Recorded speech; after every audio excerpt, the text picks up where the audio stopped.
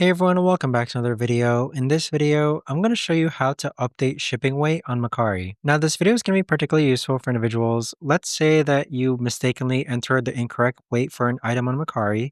How do you actually go ahead and update the shipping weight? Now, this video is going to be short, sweet, and simple, guys. There's not going to be a lot of steps involved.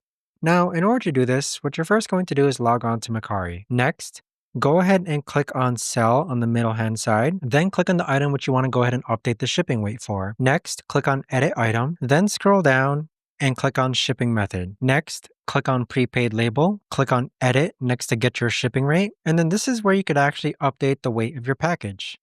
And so with it, we'll just enter 3 pounds, click on Next, select which label we'd like to use, click on Save, and then click on Update. But that right there, guys, is the best and easiest way that I know of to actually go ahead and update the shipping weight on Mercari.